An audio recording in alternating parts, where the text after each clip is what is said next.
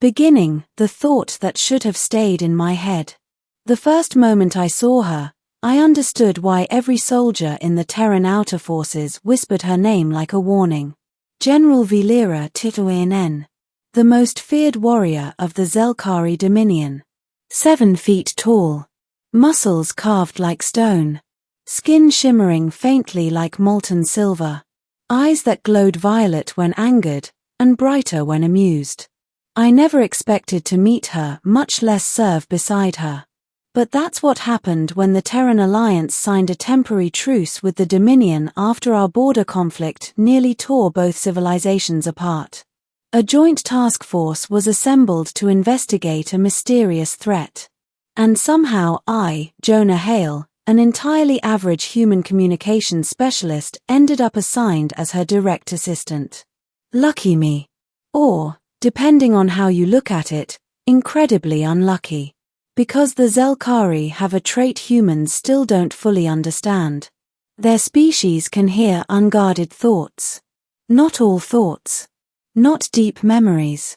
But the quick, involuntary flashes of emotion. The kinds of thoughts that slip out when your brain runs faster than your mouth. In other words, exactly the type of thoughts I was terrible at controlling. I knew this. I knew it. And yet, the first day we were stationed together aboard the carrier Solaris, I looked at her for half a second too long. Vilira stood in front of the holotable, analyzing star maps. She wore the traditional Zelkari warsuit, a dark metallic weave that hugged every contour of her powerful form. The shifting lights of the display highlighted the sharp lines of her jaw, the curve of her arms, the strength in her stance. Ancestors, she looks incredible. I did not mean for that thought to exit my head. But it did. Like a bullet slipping through my mental fingers. Vilira stopped moving. Slowly, very slowly, she turned her head toward me. Her eyes glowed. Human. Her voice was calm, too calm. You are aware I can hear surface thoughts, yes? My soul left my body. My blood evaporated. My lungs forgot how to function. It was an accident, I stammered. I didn't mean, that is, I respect you. Professionally. As a soldier. As. She raised a hand, silencing me instantly. And then, she laughed. A deep, resonant, amused laugh that echoed through the room. My horror did not lessen. Not at all. Because she stepped closer. And closer. Until her towering figure cast a complete shadow over me. Her voice dropped to a purr. So, you admire my body. I wished for the vacuum of space to swallow me whole. But instead, she tilted my chin upward with a single finger sharp nail gliding along my jawline. Interesting, she murmured. Most humans fear me. You notice me. Her glowing eyes examined every detail of my expression. I couldn't read her. Amusement. Curiosity.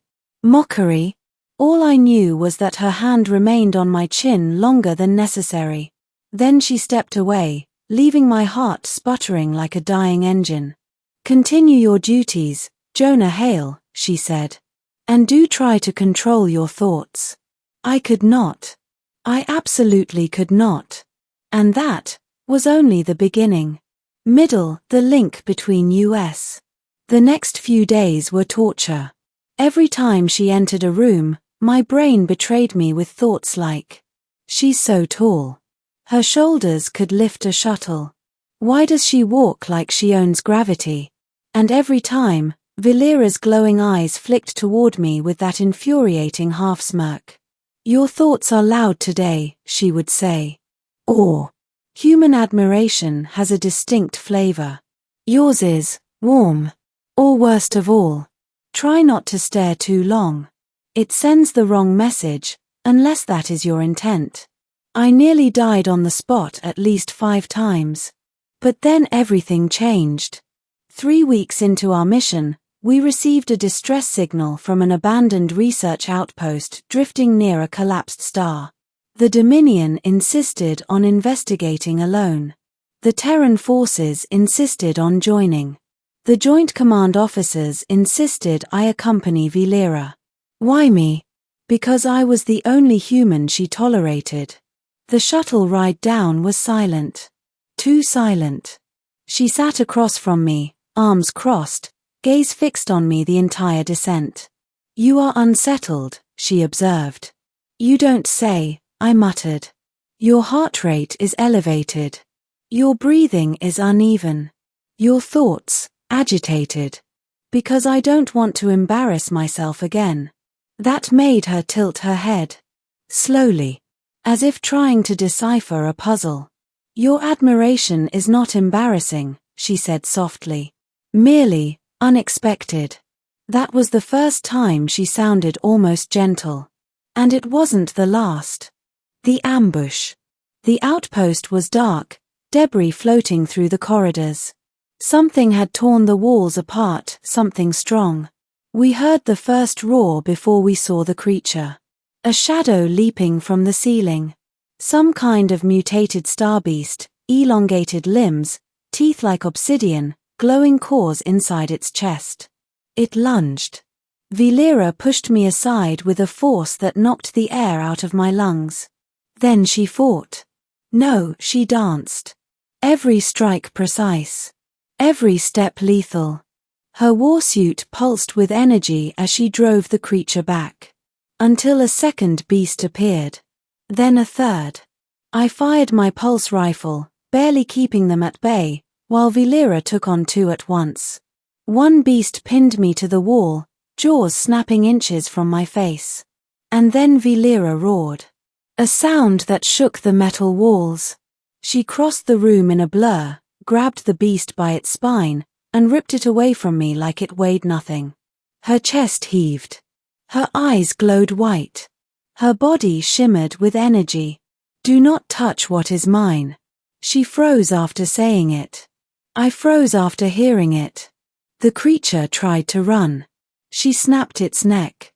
Silence filled the corridor. Then Vilera looked at me, really looked. As though realizing she said something she had not meant to speak aloud. Or maybe something she meant too much. "Are you injured?" she asked quietly. "No. You saved me." Her gaze softened. I reacted, instinctively.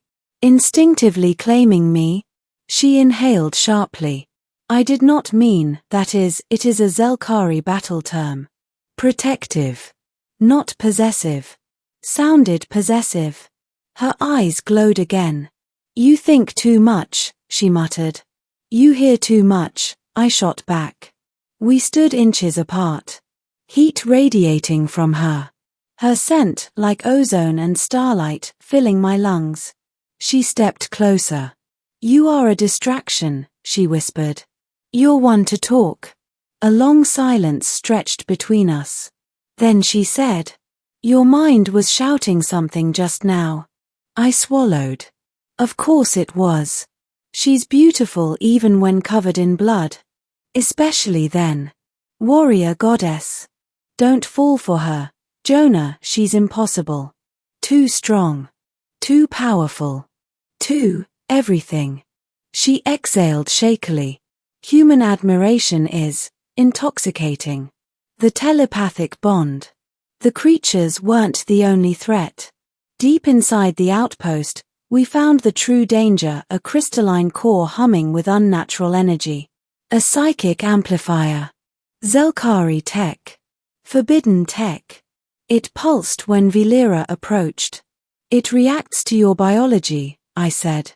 "Or your proximity," she murmured, giving me a quick, unreadable glance. We tried to shut it down.